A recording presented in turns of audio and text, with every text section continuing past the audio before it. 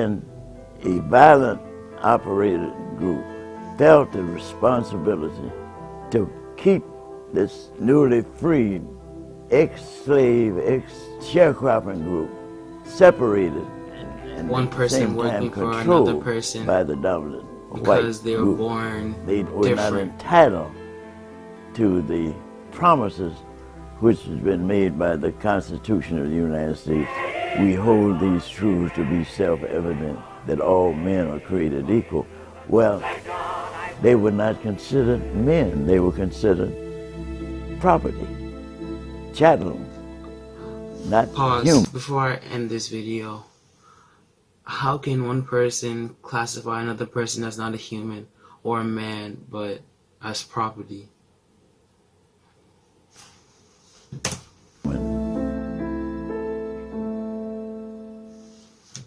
Okay, well, that was the first video. So let's get on to the second video, which is a video that if you don't want to watch my video, but you have to watch this video over and understand what he's saying. This is the speech by Martin Luther King Jr., I Have a Dream. I have the pleasure to present to you Dr. Martin Luther King, Jr.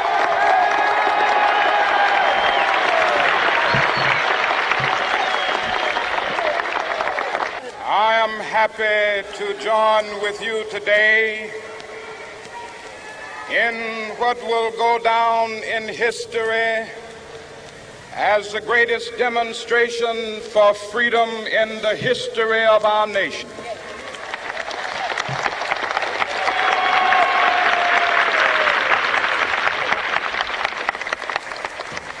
Five score years ago, a great American in whose symbolic shadow we stand today signed the Emancipation Proclamation. This momentous decree came as a great beacon light of hope to millions of Negro slaves. Pause.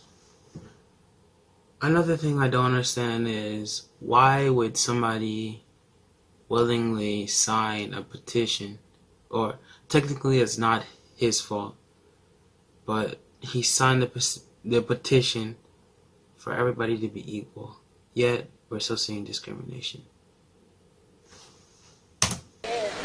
Who had been seared in the flames of withering injustice.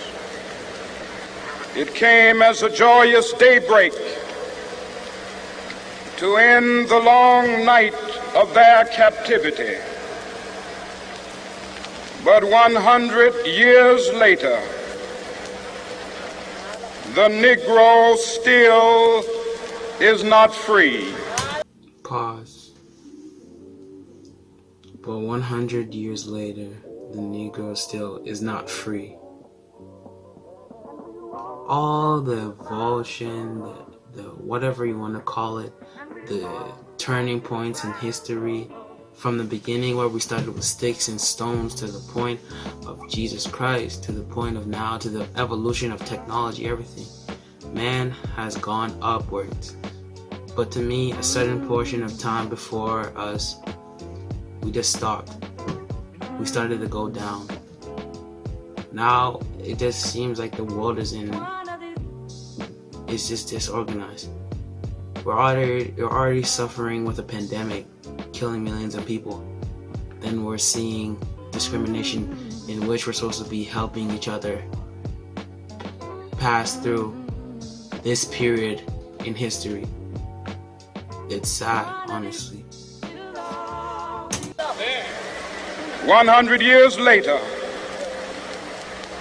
the life of the Negro is still sadly crippled by the manacles of segregation and the chains of discrimination. 100 years later, the Negro lives on a lonely island of poverty. I have a dream that one day this nation will rise up and live out the true meaning of its creed. We hold these truths to be self-evident. Before he states the creed, I honestly don't understand. Firstly, he said, I have a dream that this nation will rise up and fulfill its true meaning of its creed. We hold these truths to be self-evident, that all men are created equal. That all men are created equal.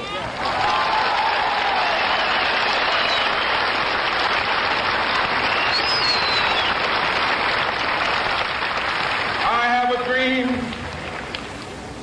that one day on the red hills of Georgia, sons of former slaves and the sons of former slave owners will they be able to sit down together at the table of brotherhood.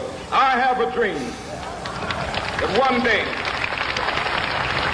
even the state of Mississippi, a state sweltering with the heat of injustice, sweltering with the heat of oppression, will be transformed into an oasis of freedom and justice. I have a dream.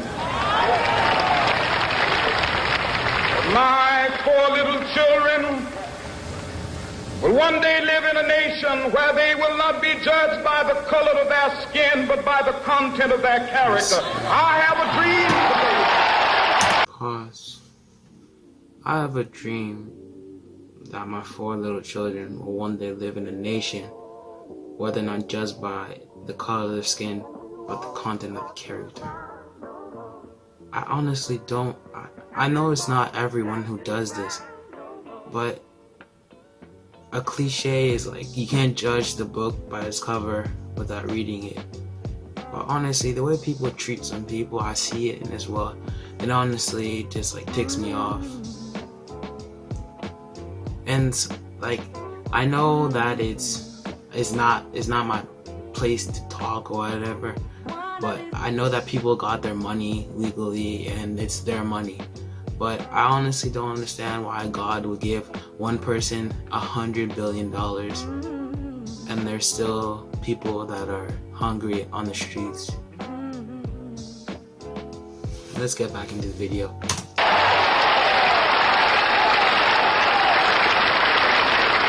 I have a dream that one day, down in Alabama, with its vicious racists, with its governor having his lips dripping with the words of interposition and nullification, one day right there in Alabama, little black boys and black girls will be able to join hands with little white boys and white girls as sisters and brothers. I have a dream today.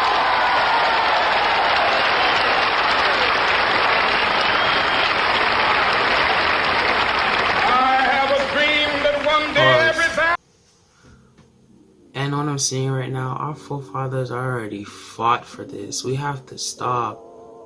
We can protest. I understand everybody wants equality, but stop with the rioting and the burning places down, looting. It's just making the character or the reputation of black people just look even worse. Shall be exalted, and every hill and mountain shall be made low. The rough places will be made plain, and the crooked places will be made straight, and the glory of the Lord shall be revealed, and all flesh shall see it together. This is our hope. This is a faith that I go back to the South with. With this faith, we will be able to hew out of the mountain of despair a stone of hope. With this faith, we will be able to transform the jangling discords of our nation into a beautiful symphony of brotherhood. With this faith, we will be able to work together, to pray together, to struggle together, to go to jail together, to stand up for freedom together, knowing that we will be free one day.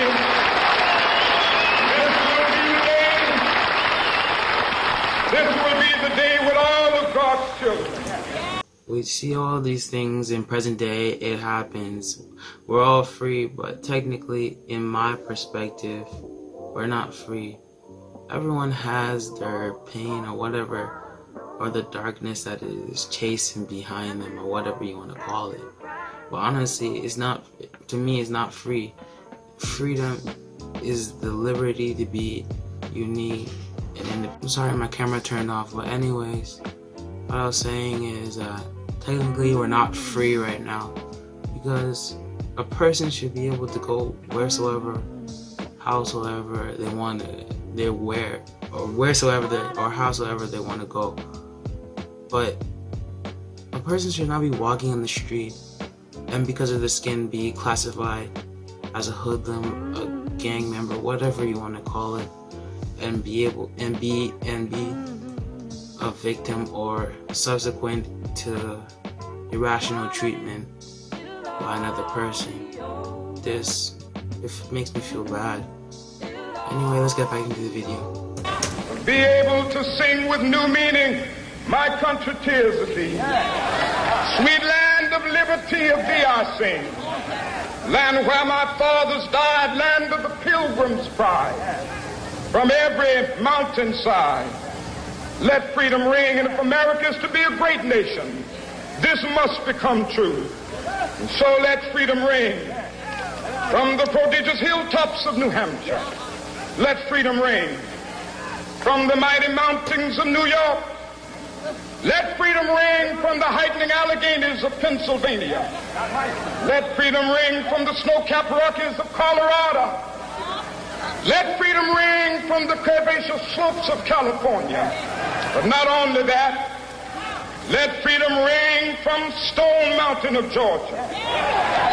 Let freedom ring from Lookout Mountain of Tennessee. Let freedom ring from every hill and molehill of Mississippi, from every mountainside. Let freedom ring, and when it happens, when we allow freedom ring, when we let it ring from every village and every hamlet, from every state and every city, we will be able to speed up that day when all of God's children, black men and white men, Jews and Gentiles, Protestants and Catholics, will be able to join hands and sing in the words of the old Negro spiritual, free at last, free at last, thank God Almighty, we are free at last.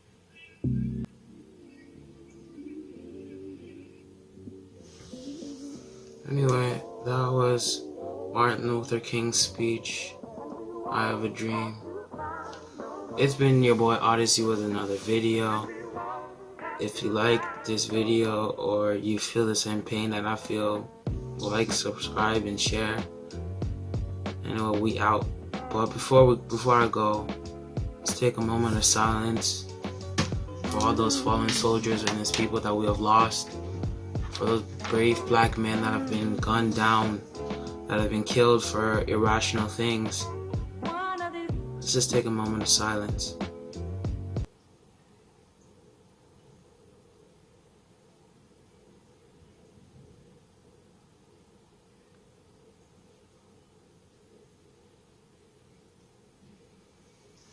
Rest in peace.